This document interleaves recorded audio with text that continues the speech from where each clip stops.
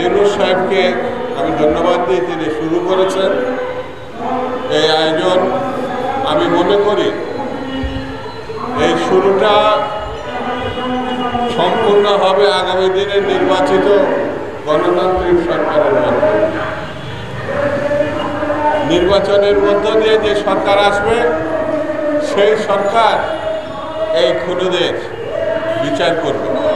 আমাদের এই যে হাবিবুর রহমান হাবিব সাহেব আসলেন, দেশনেত্রী বেগম খালেদা জিয়ার বিশিষ্ট উপদেষ্টা, সাবেক ছাত্র নেতা, তারও যে আন্দোলন, ছাত্র জীবনের যে গণঅভ্যুত্থানের 90 আন্দোলন, সেটিও হচ্ছে বাংলাদেশের গণতন্ত্রের জন্য। এমন কোনো ছাত্র নেতা সাবেক এবং বর্তমান নাই যারা গণতন্ত্রের আকাঙ্ক্ষায় লড়াই করেনি। হাসিনা এবং আওয়ামী লীগ দেশে এবং সারা বিশ্বে এরা হলো হিটলারের অনুসারী। এরা শুধু খুনি না, এরা লুটপাটকারী না, এরা মানুষরূপী জানোয়ার, দানব।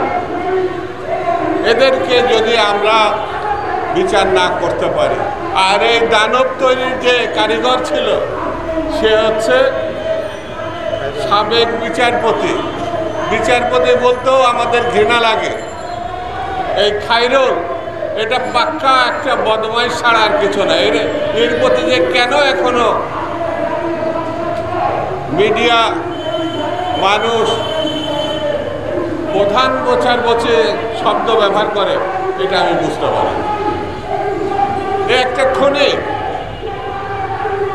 এই খায়রুল হক এক বিএনপির ৫,০০০ যে শহীদ হয়েছে তার জন্য এই খায়রুল হক এবং হাসিনা দায়ী। হাসিনা এবং খায়রুল হক বাংলাদেশের স্বাধীনতাকে, মুক্তিযুদ্ধকে অপমান করেছে, বাংলাদেশের গণতন্ত্রকে অপমান করেছে। বাংলাদেশের মানুষ আন্দোলন করে কি একটা সরকার প্রতিষ্ঠা করেছিল। আমাদের দেশে একটা সিস্টেম দাঁড় হওয়ার পরিস্থিতি তৈরি হয়েছে, কিন্তু এই খায়রুল হক এবং হাসিনা বাংলাদেশে কর্তৃত্ববাদী শাসন প্রতিষ্ঠার মধ্য দিয়ে গণতন্ত্রকে ধ্বংস করেছে। ৭১ থেকে ২৪-এর যে আন্দোলন, সেই আন্দোলনে অসংখ্য শহীদ, অসংখ্য মানুষ যে আহত হয়েছে এবং বাংলাদেশের মানুষ যে ক্ষতিগ্রস্ত হয়েছে, স্বাধীনতা সার্বভৌমত্ব বিপন্ন হয়েছে, তার একমাত্র দায়ী ব্যক্তি এই হাসিনা, খায়রুল হক এবং দল হিসাবে আওয়ামী লীগ। বন্ধুরা, বিএনপি সেই কারণে বলেছে এদেরকে মাফ করা যাবে না। বিএনপি নিজে, বেগম খালেদা জিয়া, জনাব তারেক রহমান, বাংলাদেশের সবথেকে গ্রহণযোগ্য নেতা এবং নেত্রী, তারা তাদের জীবন বিপন্ন করে অন্যায়ের সঙ্গে আপোষ করে না। আগামী দিনে জনগণের ম্যান্ডেট নিয়ে এই দল যেমন অতীতে জনগণের পাশে দাঁড়িয়েছে, অন্যায়ের অবিচারের বিপক্ষে দাঁড়িয়েছে, আগামী দিনেও এই খুনি, লুটেরা, হত্যাকারী, গণহত্যাকারী, স্বাধীনতা বিপন্নকারী হাসিনা, আওয়ামী লীগ, এদেরকে মাফ করার কোনো প্রশ্নই ওঠে না। সেই জন্য বন্ধুরা, আমি বেশি বক্তৃতা করবো না, শুধু এই কথা বলে আজকে শেষ করি। বাংলাদেশের মানুষ, লক্ষ লক্ষ মানুষ শহীদ হয়ে বাংলাদেশ প্রতিষ্ঠা করেছিল।